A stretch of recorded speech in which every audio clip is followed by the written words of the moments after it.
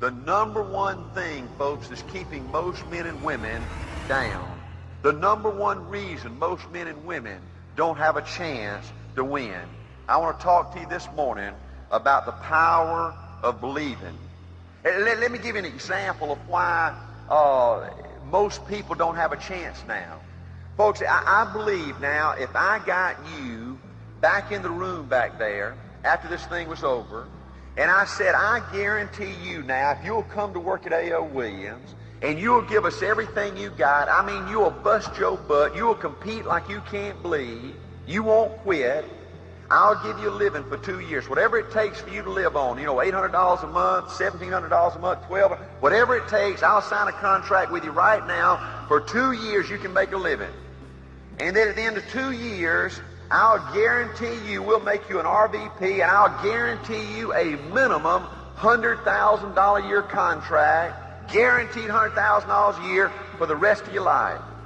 See, I believe everybody in this room would sign up and take that deal. Folks, do you understand? The opportunity we offer is better than that. But do you understand 99.999% of the people don't believe that can happen to them? They don't believe they're smart enough to make $100,000 a year. They don't believe they're smart enough and special enough to be a real RVP, to lead a big army of people in business. See, I believe the key is you. See, products don't win for you. Systems don't win for you. IQs don't win for you. College degrees don't win for you. You win. The difference is you. And the difference in you is the power of believing you can win. The power of believing that good things can happen to you. The power of believing that you're special. Folks, I believe this with everything that's in me. I believe the biggest single obstacle to success in the United States today is not lack of education. It's not lack of background. It's not lack of money. It's lack of belief in yourself. Folks, I believe with everything that's in me, the biggest problem to winning in these United States is you not understanding human nature. See, folks, I believe it's human nature to fear. I believe it's human nature to worry. I'm a worrier.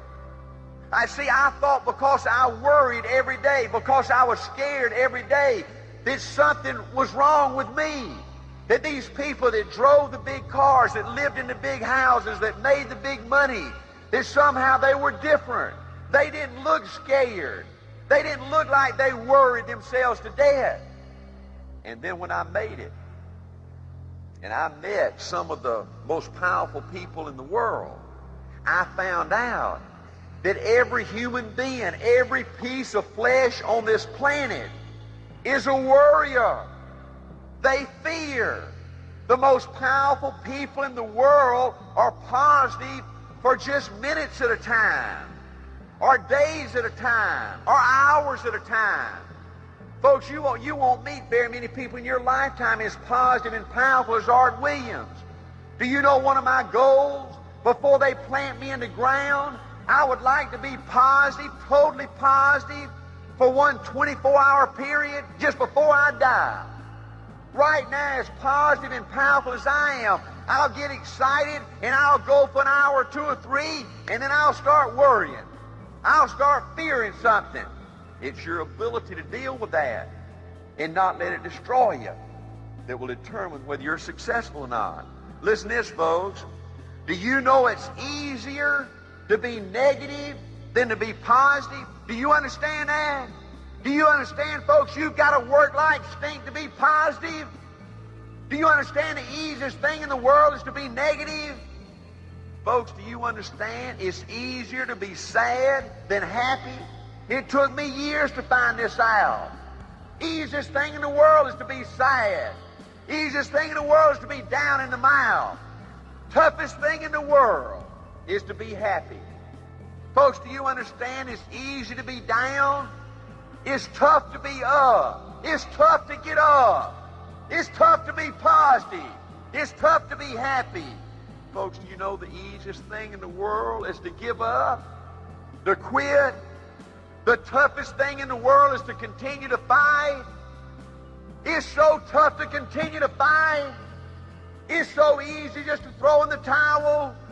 Do you know the easiest thing in the world is to sit there and look at other people, successful people, and compare your qualities or what you think your qualities are with what you see in them.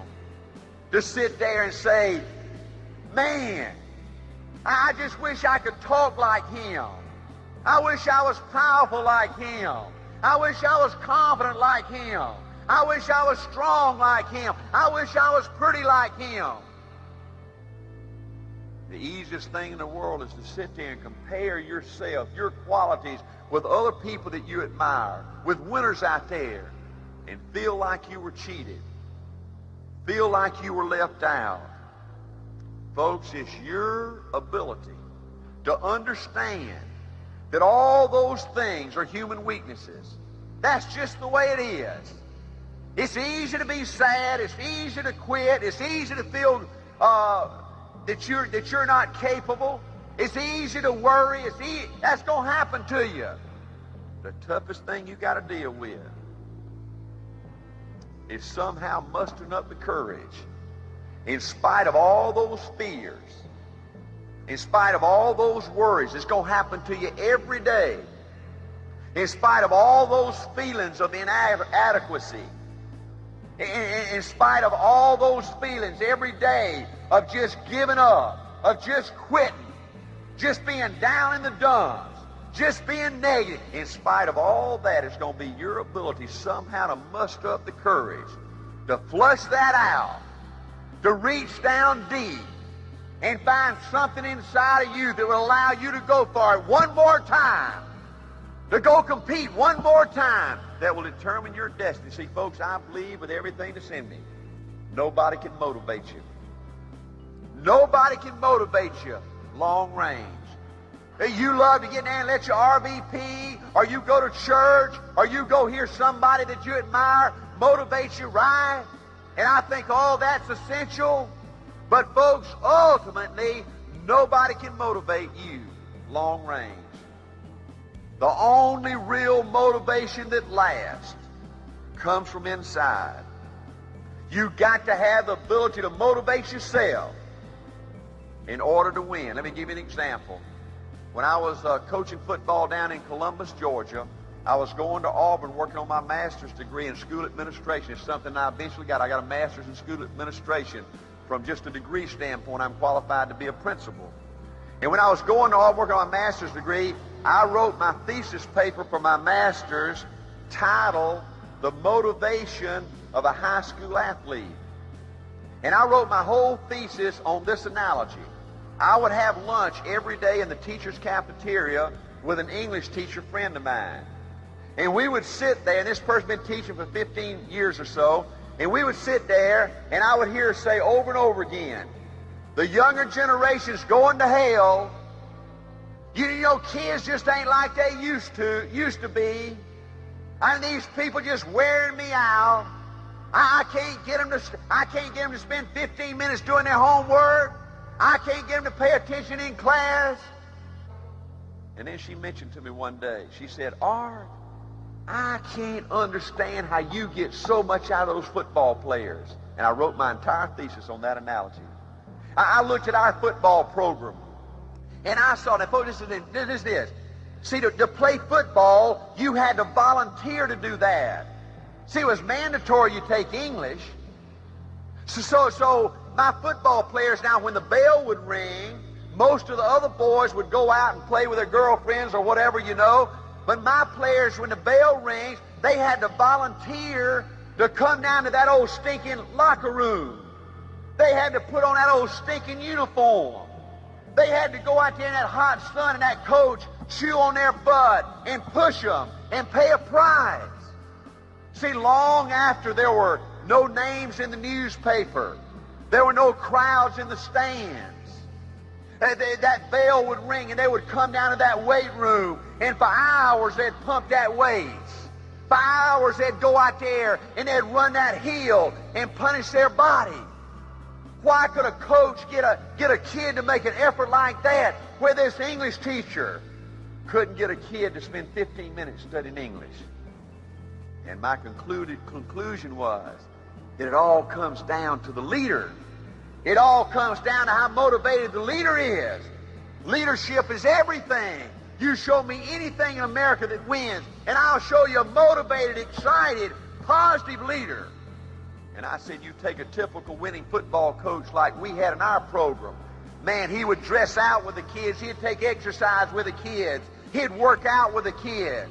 Man, on Friday night when we upset the #1 team in the state, he'd jump in the shower and celebrate with the kids. When a kid scored a winning touchdown, he was hugging him and jumping up and down on the sideline with him. When we had the bitter loss, he cried with the kids. In the last paragraph, I said, you show me an English teacher that loves it like a winning football coach. Yes, maybe she's got to stand up on top of her desk and throw a book and an eraser and a piece of chalk and just let it all hang out. But all of a sudden, you'd see kids get excited about English. See, nobody can motivate you but yourself. It's got to come from within. See, folks, one of my unwritten laws about winning, see, I believe life will give you what you expect. And most men and women have been so used, so abused, so put upon, that they don't see anything but unhappiness. They don't see anything but disappointment. They don't see anything but failure. Well, I'm here in Chicago to tell you, folks, if you believe you can, you can. If you believe you're special, you're special. If you believe you will, you will. But one of the biggest problems that are facing you is that most people have developed an ability to expect the worst. See, they expect the worst. And the reason for that is they don't want to be disappointed. They say, Art, I just can't afford to be hurt again. I believed in 2 or 3 things in my lifetime. I gave it everything I had, and I got killed.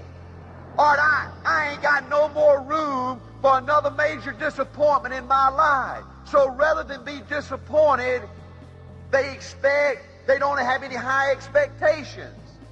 Let me tell you what's wrong with that theory. See, if you expect to lose, you will. If you expect bad things to happen to you, that's exactly what's going to happen to you. And whether you have high expectations or not, when you lose, you're still going to be hurt. You're still going to be disappointed. You're still going to hate yourself. You're going to hate your life. You're going to hate your business. Another big problem you've got to deal with is most people in these United States have been so hurt.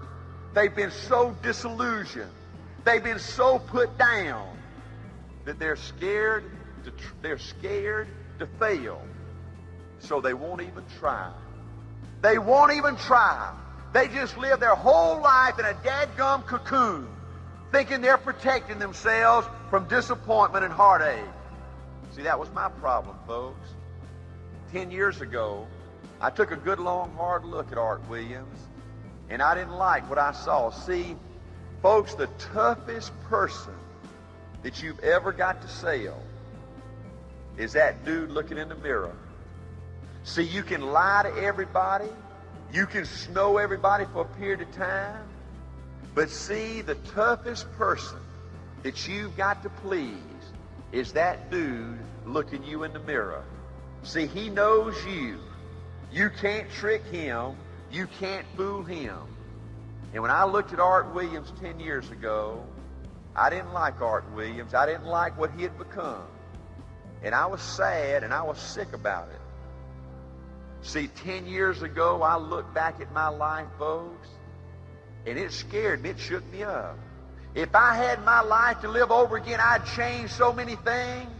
You know, as a youngster, I didn't care about reading and writing and arithmetic, stuff like that. All I wanted to be was a good athlete. My dad was a coach. People that meant the most to me in my young life were coaches. I worked harder than most. I loved playing more than most. But I was just a little bit better than average. You know, my 6th game of my senior year in Tifton, Georgia, I broke my arm. I'd been a starting quarterback in that town for 3 years. Football was so important in that little old town of 10,000 people. On Friday night, they'd lock up the dadgum town, and everybody'd go to the football game. You know my attitude was? Man, I mean, these times are just going to go on forever. Man, I'm having fun. They're just going to go on. I took so much for granted. And then all of a sudden, the sixth game of my senior year, I broke my arm. Folks, I thought they were going to lock up the stadium. I thought they'd never play another football game in Cairo, Georgia. And you know what? The next Friday night, not only did they play, but they won. And I ain't had nothing crush my ego more than that, my dadgum life. 4 years later, I graduated from college. I got my first assistant coaching job in Thomasville, Georgia. 2 years later, I got my first head coaching job. All my adult life, as I looked at all my young life, as I looked at my adult life, all I thought I wanted to do was coach football. When I got my first head coaching job, folks, I was happy as pig in slop. There wasn't a happy human being on the face of this earth. I didn't like coaching. I love coaching. I worked harder than most coaches. I won more than most coaches. Coached for 7 years. I'd go to coaching clinic as an example. Back when I was coaching, Darrell Royal didn't invent the wishbone, but he's the guy that sort of made it famous down at the University of Texas. I went to Coach of the Year clinic, and maybe Darrell Royal would be speaking at 8 o'clock in the morning. Man, at 10 minutes to 8, I was in there in my chair. Man, I was always looking for an edge, something I can do to make me a better coach. I'd see these coaches stay out drinking or stay out late at night, and they'd waddle their butt in, with about 10 minutes to go, and missed his whole presentation. Or maybe they'd waddle in at 12 o'clock. I worked harder than most coaches. I loved it more than most coaches. I won more than most coaches. But 10 years ago, I looked back at my coaching career, and I was a little sick. I said, man, if I had my life to live over again, if I could coach one more time, I'd be so much better. I'd work so much harder. I'd love it so much more. I looked back at my young life. I said, man, if I could just go back to my high school years, to my middle school years, I'd enjoy it so much more. I'd love it so much more. I'd appreciate it so much. But see, life just goes.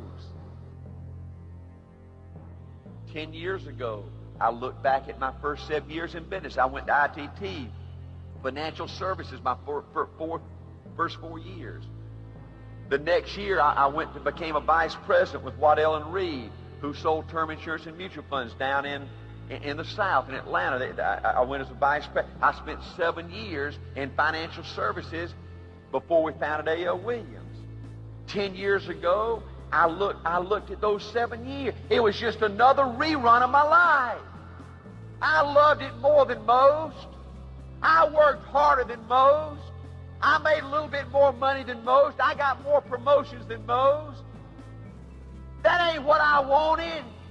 I was a little sick. I didn't want to be better than most. I didn't want to be a little bit better than average and ordinary.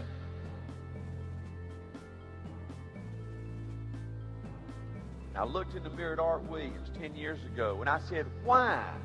Why, Art, are you just always just pretty good? Why are you just always pretty good? And I believe I found the answer, folks, that made me a winner. I believe I wanted to win so bad. I ran off and made Angela marry me, and had 2 kids. I wanted Angela to be proud of me. I wanted my children to be proud of me. I wanted my folks to be proud of me. I wanted her folks to be proud of me. I wanted my teammates to be proud of me. And I was so scared that Art Williams really wasn't capable of winning that I always held something in reserve. I always worked up to a point. I always committed up to a point. I always paid a price up to a point, believed up to a point, but I'd always hold something in reserve just in case it didn't work out, that I would have an excuse to tell myself, well, Art, you hadn't found your thing yet. Just keep hanging in there, and one day your thing will come, and you'll know when it's there, and then you can go for it, and then you'll be somebody. And I found out 10 years ago that time was running out. And you don't have an unlimited opportunity to be somebody. And at some point in your time, you got to stand and fight. And I made up my mind 10 years ago when we founded A.L. Williams that this was going to be it for me. That I was going to do it or not do it at A.L. Williams. This is where I'm pitching my tent. I'm going to see this thing through. I don't know if I can make it. Nobody does. I don't know if I'm capable. Nobody does. But I'm dadgum tired of looking at my life and say, Art, why didn't you try? Why didn't you just go for it and see if you can do it? And I went for it. And I became somebody this guy's proud of. The toughest critic you'll ever have is you. See, folks, making money is just one way that you measure success in business. See, I want to be somebody. They're some of my heroes in America. Don't make no money, okay? But to me, I wanted to convince me that I was somebody special, that I was somebody different, that I was somebody unique. And today, it doesn't matter, folks, what anybody else thinks about Art Williams. But Art Williams likes Art Williams. And that's the greatest feeling in the world.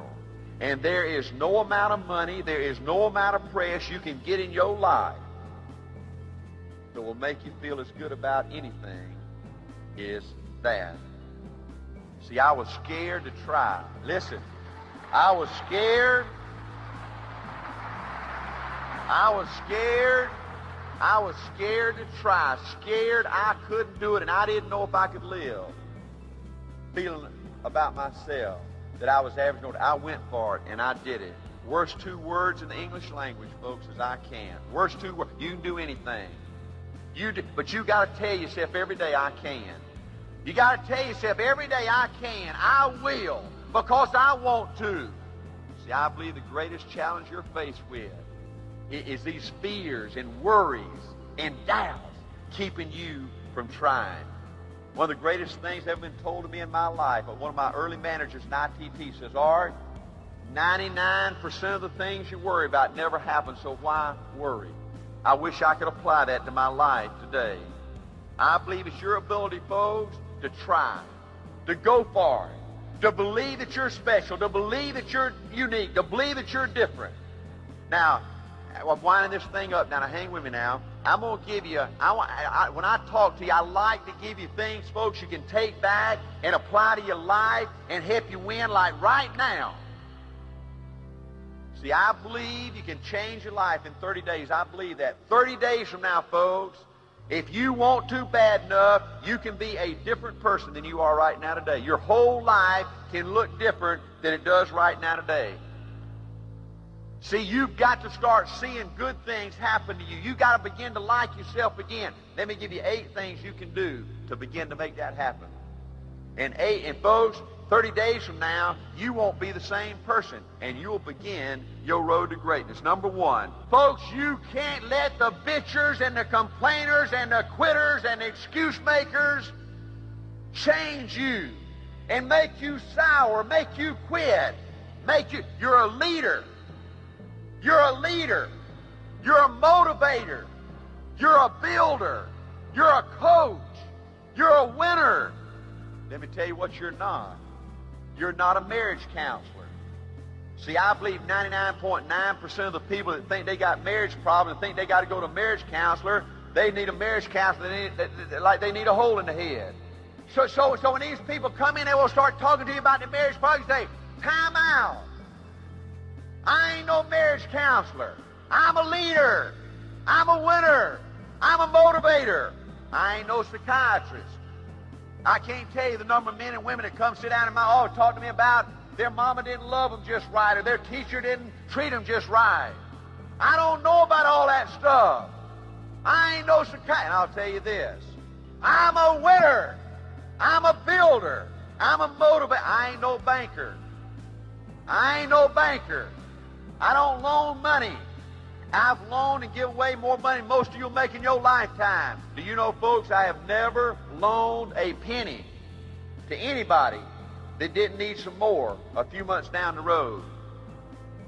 I ain't no banker. I'll give you everything I got. I'll give you my positive attitude. I'll give you my toughness. I'll give you my best. But I ain't giving you my money. Because all that does is delays the dadgum problem. I ain't no mediator. It amazes me how people can't live with a human race. I ain't spending my life settling disputes. If you can't get along with the human race, don't let the door hit you in the butt. Hey, I ain't no babysitter. I'm a leader. I'm a winner. Folks, if you want to win, principle number one, you got to spend time with those that want it, those that believe, those that are positive, those that want to show up and fight. Number two, you got to learn to treat people good. I believe, folks, by learning to treat people good, you begin to like yourself. I believe that. I believe you've got to develop the ability to look for the good things in people. And that is so foreign to the way most of these universities and people teach you to treat people. In business, they teach you to operate at a distance. Don't get to know your people. That's not tough management. Bull. You got to learn to love your people, to care about your people, to get to know your people. You got to learn to treat people good, and that's got to spill over into your personal life as well as your business life. You can't wake up in the morning, beat your wife and your kids, and then go to office and be a good people person. Number three, you can't listen to the doom and gloom crowd. Easiest thing to find in these United States today is somebody to tell you you can't do it.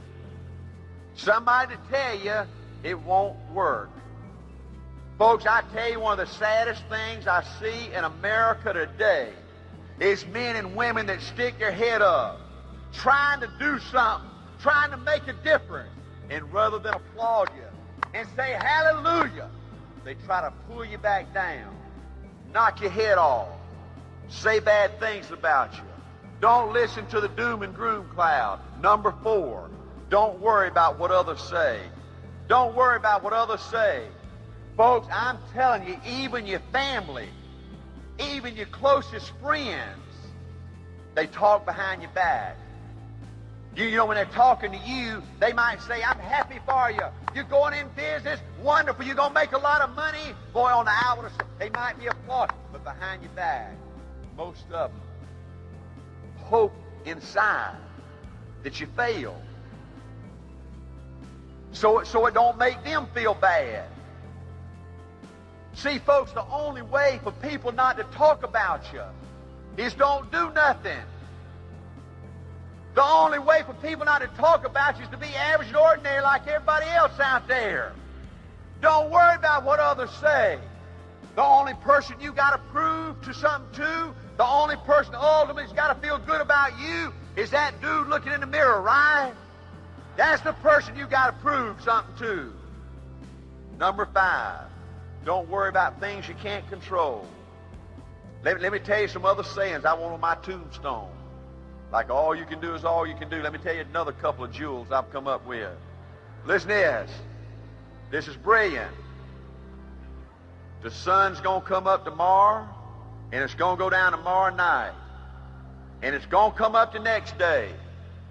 Folks, do you know how many men and women are blowing their opportunity to be somebody because they think the world's coming to an end? They think we're going to have a nuclear war. They think AIDS is going to spread to all the good folks in this country. Right? They think everything's going to hell, right? Well, the sun's going to come up tomorrow, and it's going to go down tomorrow night. Let me tell you another jewel. Things are going to be about like they've always been. Do you understand at every stage in the history of America, everybody's seen the world exploding in the Civil War, the First World War, the Second World War, and all the plagues, right? Things are going to be about like they've always been. There's going to be a United States here way after they plant us in the ground, right? We're here for dadgum flicker, right? This place is going to be around a long time after we're gone. Number 6, you can't worry about making mistakes. You can't worry about you're going to make mistakes. 95% of the plays you call a football game ain't going to work, right? Most things you want to work out ain't going to work out. Most people ain't going to let you come talk to them. They ain't going to buy. They ain't going to come to work. They going to quit, right? That's life. That's the way it is. You learn by screwing up. You learn by doing something. You learn by trying. Let it all hang out. Let it rip. Number 7, get you a hero. You want to start feeling good about yourself? Get you a hero. Coach Bryant was one of the few heroes in my life. Get somebody in this country that turns you on. Go get you a player or a coach or a minister or a politician or somebody that electrifies your butt, right? And find out something about him you like and then start applying it to your life, right? Try to be a little bit more like them. Before you know it, you start liking yourself. Number 8, always be positive. Always be positive. Always be excited. Always be positive. Always be pumped up. Even if you got to fake it. When you can't be positive and excited, go in the closet and give you a pep talk. But when you face the world, always be excited. Always charge. Don't ever retreat. Let me close with 2 thoughts. Folks, you're here on this earth for a flicker. I was in Cairo, Georgia, 2 weeks ago, my hometown. I saw some of my classmates, and it shocked me how old they looked. Hey, folks, do you know I'm 45 years old, but I don't feel one day over 16? I don't feel old. I got a picture at my home. When little Art was born, there were 5 generations in the Williams family. Folks, I used to look at my parents as ancient, old folks. I used to look at my grandparents as death warmed over. My great-grandparents, I couldn't even relate to that. Do you know today in my clan, I'm the oldest. Ain't that something? Ain't that something? See, folks, I don't believe you have just one opportunity. I don't believe that. I don't believe A.L. Williams is the only good thing happening in America. I don't believe that. But it's one of them. And is this, listen. Is this your first or is this your last opportunity? Second point. Folks, you've got to understand that your life belongs to you. You're responsible for your life. I see so many people that spend their whole life blaming other people for their misfortunes. Well, let me tell you these facts. You're responsible for the good things that happen, and you're also responsible for the bad things that happen.